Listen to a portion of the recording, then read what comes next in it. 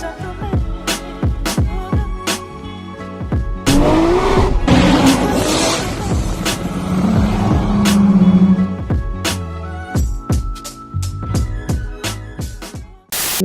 back, y'all. What is up? R32 GTR back again. Today I have a pretty epic video for you guys. So today we're gonna go up to Machina Magica and see the Mines R33 GTR.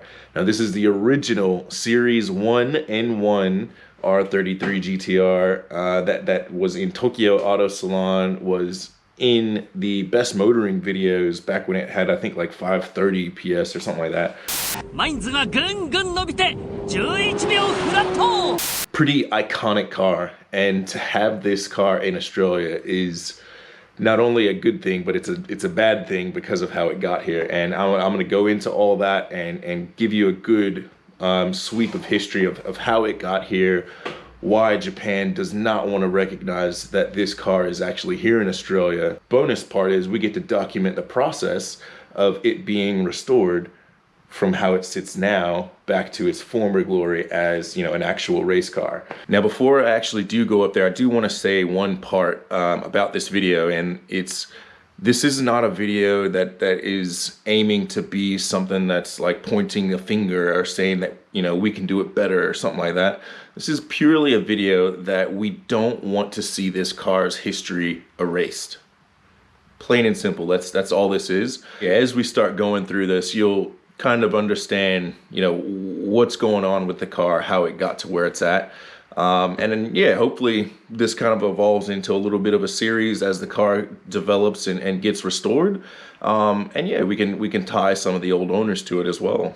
But yeah, through the power of editing, we'll go ahead and just kind of zap our way up to Tim's place. So you guys remember Tim? Hello, Tim. How are you? Hello, Ricardo. How are you? Good. So you have brought me here to go over a pretty legendary car. This is a customer's car of yours that is from Japan and a very well-known Mines car. Yeah, it was a bit of a surprise, quite a shock. We weren't sure about it. There's a lot of, I guess, conjecture about the car and its origins. And when we tried to trace it back to find out exactly what it was, we met the dead end that everybody else met, which was that Mines didn't have records and wouldn't acknowledge the car, which, given what I saw on it and what happened with it, I knew something wasn't quite right. It just didn't pass the sniff test. So I dug a bit deeper and went around a different way of tracking it back using, basically automotive archaeology. So we traced it back and got some really interesting backstory on it. And it led us back to Japan and to Mines. Part of the history of these, and I remembered from a very long time ago, is that a lot of these cars went off to Super Takayu and also JGTC racing teams. Yep. So the majority of the M1s, that's what they were designed for. As these were the brand new 33s at that stage, they're just coming out of the 32s. What happened was Mines and a few other tuner shops, 6 in total, were given the first Series 1 N1s. So there were 6 consecutive chassis numbers, which is significant. And one of those was a Series 1 N1 Mines car. So there were a few other now sort of not so well known Japanese shops that have gone by the way, but obviously Mines stands out. And yeah, like it just became like, it didn't pass the sniff test. We're like looking at it going, everybody else is coming back with these answers, and the easiest path was always for people to try and contact Mines and get confirmation from them. And it just didn't sort of, they were, I think, frankly over it. And there didn't seem to really be any one authoritative person there that could give any concrete answer. So I think what happened is they got pestered enough to actually get to the point of being like, we're just going to dismiss the car altogether, which I think is a real shame. The car was under a gentleman's agreement not to be exported from Japan, and the gentleman's agreement, let's just say, didn't stand, and the car came over here and ended up in Targa, Tasmania. So it was intended as a race car. Yeah, so it was a kind of an interesting story, and that's why there's a bit of, I guess, murky history with Mines themselves, because they had this agreement that the car wouldn't leave Japan. It has left Japan, and as far as I'm aware, we're standing here looking at it. I know you guys on camera probably can't see that little gold tag right there, but I'd say that's probably the second feature, starting off with the Australian compliance tag, right? Yeah, so the Australian compliance plate, if you look on this, it's compliance dating 1098. So just in there, which is significant. That's very early. So already you're looking at that and going, right, well, they've listed this as a 98 car, complied in 1098. That's super early for these. I mean, bearing in mind when they were new cars, I mean, you're getting a car that's under 3 years old. That is like a cult car in Japan that has a huge history in motorsport, dating back to, you know, the 60s. And then all of a sudden you've got this like car popping up here in Australia really early on. Mm-hmm. So for me, one of the first things that made me, I guess, piqued my interest and made me think, look, I think there's more to this and I think we need to dig a bit further, was that 1098 complied date. So that means the car was already in Australia by then. Yeah.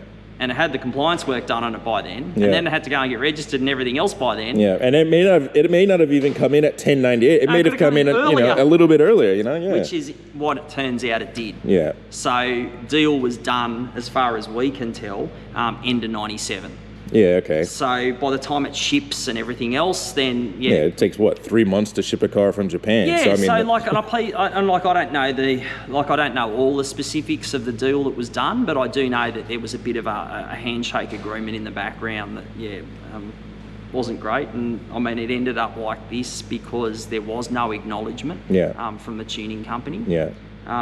Which I found sad. But, I mean but I mean.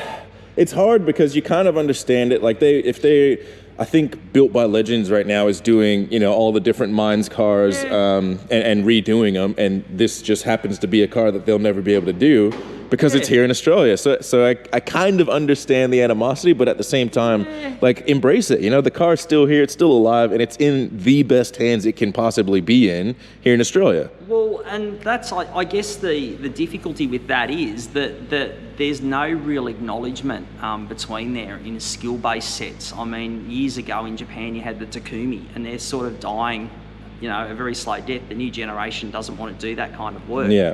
But you've still got the old generation that were into these cars at the time, and they very much want to keep it as their particular, I guess, niche. And so for a niche shop in Australia that effectively these guys won't have even heard of, right? To be doing this kind of work comes as a bit of a shock to the system. So I think for them it's kind of like a matter of pride that this was their car that they did, that they really wanted, and had an agreement that would stay in Japan, and the idea was it would probably, now be going through and doing the Restored by Legends thing. But I mean, I looked recently and there was a silver one that they were trying to mimic it on, and like, that says it all. So for me, you know, so the price has gone to that point and the rarity's gone to that point where these are, like, they're hard to get. Yeah, yeah. So that second tag that we were talking about is that little gold tag right there. And now, before I even show this tag on camera, I just want to point out that, remember, we're trying to legitimize that this car is in fact a Minds car, right? So in order for someone to go through the trouble of, and I'm going to show you the second one of these and where it's at on the car here in a little bit, but for someone to go through the trouble to then copy that tag, matched to the VIN number, matched again to the Australian compliance plate, because and those exclusive build, right, and those all numbers match up. Yeah. You know, that's a big amount of effort to try and copy a car and build it on something else. Like, this has to be the legitimate car. Correct. Quite frankly, that's some of the details that make me go, if someone was doing a copy, that's the level of detail they don't go to. Yeah. When you start drilling into a firewall, you're committed. Yeah. Except for that small little hole that everyone seems to stick the Haltech harnesses through, like that. Like when you're going through a firewall, particularly now when the values are there. I'm guilty. That's rare. But then remember, this car was 98. Yeah. So to do that on a 98 car, unheard of. Yeah. 97 car, unheard of. 96, 90. 95, unheard of. You just wouldn't do it. Yeah. So it would have meant that it would have had to rapidly have been done in Japan before it came here. Yeah. So the first owner in Australia, this is how the car came. Yeah, and so what he's basically saying, like, the 1098, the car was complied here in Australia in 98. It would have gotten here, let's just even give it mid-year of the 98, right? Yeah. The car is a Series 1 95 N1, Vspec N1. Yep, that's right. So in order for all of that work to happen after it's done its race work with Mines, its demo work with Mines, which it was in Tokyo Auto Salon in 1997. Yeah. And you know, you had less than a year to do all of that. Yeah, which is just it's impossible on a new car, which just doesn't make any sense. It's been really interesting that this, you know, that Australia, like basically the middle of nowhere, has all these Japanese GTRs. So basically a cult car. Yeah. And some really rare models in low production numbers. Yeah. So for us to then end up with this, and like for it to just have its history almost lost.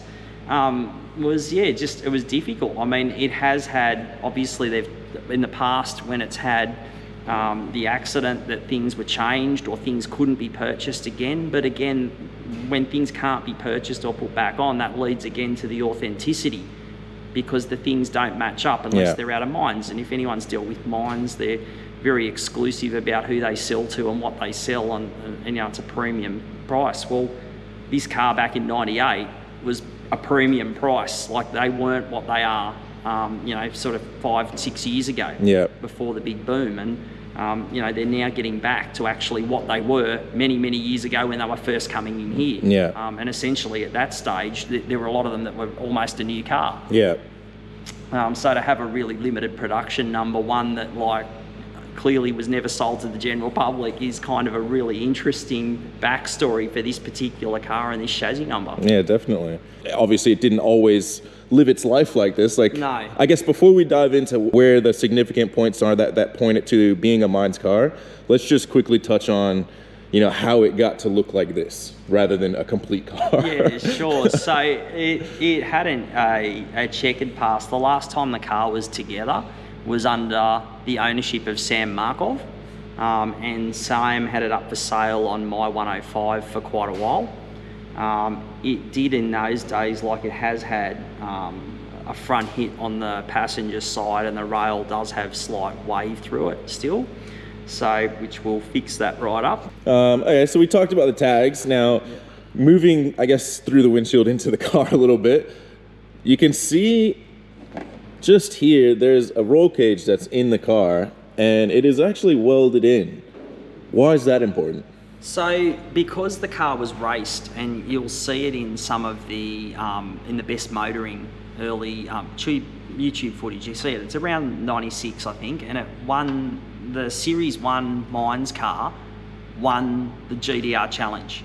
So all the tuner shops went into a drag race scenario and also a hot lap circuit race. Oh yeah. And the Mines car like basically mowed down the field, so it was a significant car even at that point.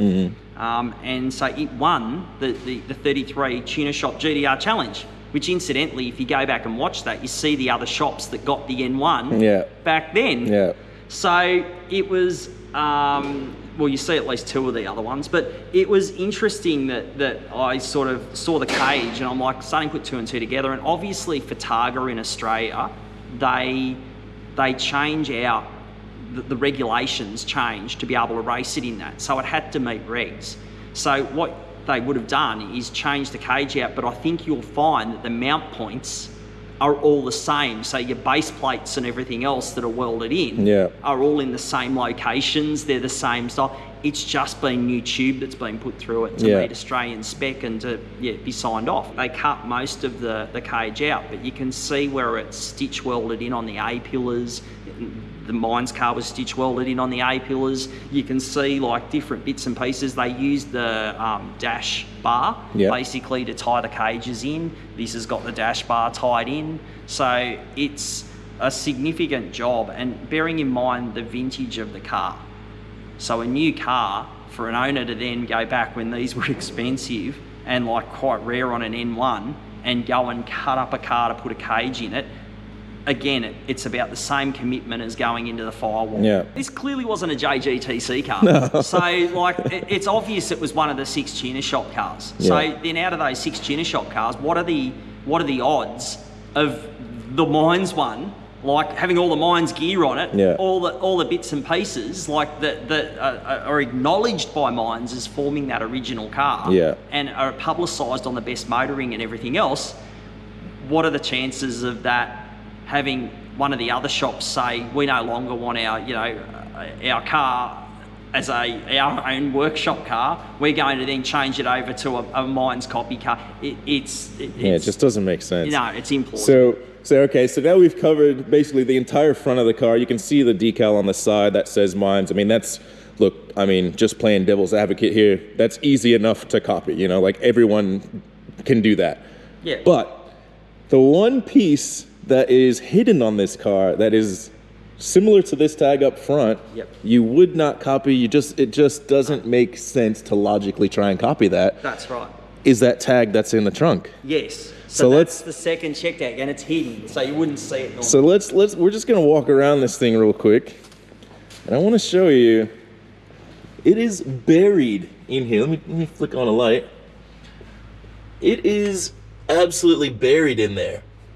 Yeah, it matches the tag in the front, and like we said, that's completely hidden. Like behind the boot trim and that, you wouldn't even know it was there. Because the brace bar would be there as well. Exactly. So the rear brace bar, so it would be hidden behind that. Yeah. Even if it was stripped out, the brace bar would still be sitting in there. You wouldn't see the plate that goes down to the bottom would be there. You don't see that, and it's a detail that wouldn't really pop out. Yeah. It's when people do car builds and restorers particularly do things, they like to leave their mark, similar to artists leaving certain imprints in paintings and different things. It's a similar thing for this, so that you know the authenticity of the car. Yeah. Whether that's recording a VIN number, which they've done on the tags, or something like that. They also want to know that the car's been together. Yeah. So you don't want a cut and shut car that's then got your tag and being held up as a restoration by you. So usually people will do it in a few different locations, just some like, I guess, hidden features to let you know that, or let them know more than anything else, that if they go and look at the car, that's theirs, or if someone tries to copy it, they can't. Right. And I mean, like, again, there's 2 tags on the car, completely different than the VIN tag, completely different than the compliance plate, that are specific to a Mines car. Like, for someone to go then and try and, 1, duplicate the tag, and then 2, put them on the car, it's just way more effort than someone would actually do. Yeah, and also it's an N1. Yeah. It's a Vspec N1. I mean, what? You wouldn't do that. No. I mean, and technically, like... I mean, I wouldn't if I bought one now new. Yeah. Like, I'd be keeping it minty, fresh, and like not doing anything with it. But to cage it up and to put VIN tag, like, something didn't seem right. Yeah. So, and I mean, like, it's a Vspec N1 R33, so it's worth more as a Vspec N1 than even, you know, really as a Mines car, technically. Yeah, look, there's that will start a furious internet debate, but it's definitely something that like both of those parts, the parts that make the N1, and the parts that make the car, the Mines original spec, are both. Oh, combined, of course, significantly really expensive. And so, like, even by standards like 10 years ago, they weren't that cheap. I mean, they certainly weren't in Amsterdam dollars, but they weren't cheap. You know? So, I mean, this sort of stuff, you wouldn't go and throw N1 stuff away to put Mine stuff on. No, you wouldn't. It doesn't make sense, because you're taking it away from where that collector car market are. So you can see through the car. You got like the yellow taillights, yellow hinges. That's all from just, you know, as the car has made its way from basically a wrecker at JDM garage into you know, the possession of Machina Magica's customer now. So those pieces didn't come with the car. We're not trying to say it did or anything like that. It's just unfortunately, you know, a part of its history that it's gotten to this state. And the other thing is that's very obvious to anyone that's watching this is the car's had a respray. It's been sprayed all over. So I mean, but that just goes to show, you know, when those values of the GTRs really dropped down, and people, when it had that accident, then when it was fixed up, like you wouldn't do, like on a car that's like this, you simply wouldn't do a blend. You wouldn't blend it and clear over. You'd go and do like paint the whole car. And the time taken to do like all inside the boot, all the way down on the rear beaver, like everywhere, is significant. Like it's a spend that most people wouldn't even do. So even on a respray, you know, you wouldn't do it to that level. Right. So like they've obviously tried to do it really well and get the car back to a certain standard, which shows. So yeah, I mean that is the overall history of the car, how it's gotten here, and why it's in the state that it is now. And I mean, I think undisputable proof so far that, you know, this is legitimately the Mines car. If anybody down in the comments has any photos of this car from, you know, back in the auto salon days, freaking send me an email, send me anything. Like, let me know, shoot me a message on Instagram, anything, and you know, just help us kind of piece the puzzle pieces together on this, because, you know, it's been so difficult even trying to trace it all this down. It came into Australia as the Mines car. I traced it back through one of the SAU New South Wales under an old post to, you know, Targa Tasmania and its racing number. And that was under an owner, Jeff Keating. And I actually contacted Jeff and had a chat with him. So that was one of where I started to, he said, yeah, no, it was definitely all Mines and definitely, you know, had everything on it at that stage. And he was before Sam, 2 owners. Yeah. So then it went back and it went to a fellow by the name of Greg in, like, all the way back. And Greg raced at Targa Tasmania.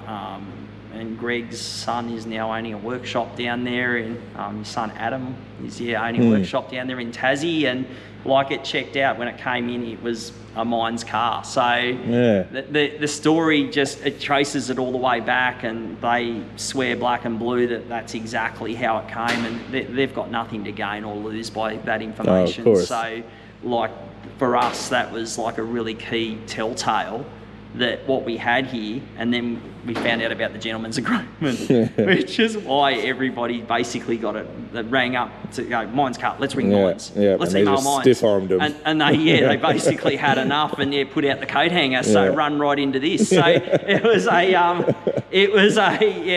was basically an easier thing for them than all these people, because particularly when it was up for sale on My 105, they would have got hammered. And it turned out when I had an email exchange with them, it was rather obvious that there was no such thing as a polite discussion regarding this car. It was clear that they'd been peppered and asked a lot about it, and they were over it for that obvious reason. So once it left Japan, it was just no more. Yeah, no more. Which was a shame, because I think even back then someone would have, like, the car would have been kept together. Oh, definitely. And now the task is really difficult in getting all of those parts back assembled on the car and getting the car back to and as new standard.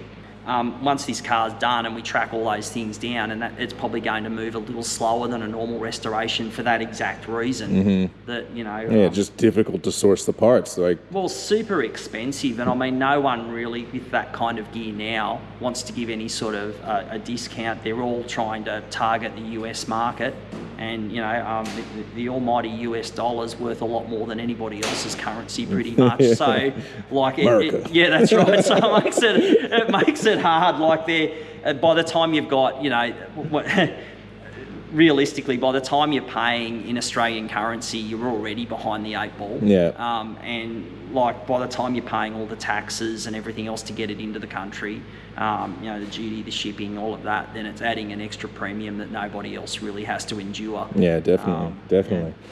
Well, all right. Well, like I said, if anybody out there has any information on this car, hit me up on Instagram, shoot me an email, reach out to me any way you can. Send a carrier pigeon, I don't care. You know, I just want to see this thing back together, and I'm excited to be able to follow this journey of such an iconic car, and I appreciate you, Tim, for showing this to me and taking the time to go around it with me. Yeah, so like, it's definitely a very interesting story. It's got a lot of controversy behind it. No doubt a bit of drama. Like even now I get approached by people saying, oh no, I've checked that back in the days it was a Mile 105. I said, you actually should have checked a different way. Because going and checking D-Reg certificates and all of that, they were never registered. Yeah. Yeah, it's a race car. It's a waste of time. You're not going to get an N1 like from back then that were never released to the general public, that sort of thing. Unless they did it later. And what's the odds of a 1098 compliant car having that happen? Exactly right. Exactly. I mean, we talked about that space and time of, you know, how short that was in order to, if they were going to make a copy, make that copy. It's just, it airs on impossible. We'll say it that way. Yeah, like it's just not. And like some of the colours too. So everyone always says, and yes, we're well aware of it. Acroman making the sticker colouring's not on. So like, and this is different. The decal's definitely different. There's differences in the colours. There's differences in everything. So I have seen those decals before. That ain't them. And sort of that to me, you know, was interesting.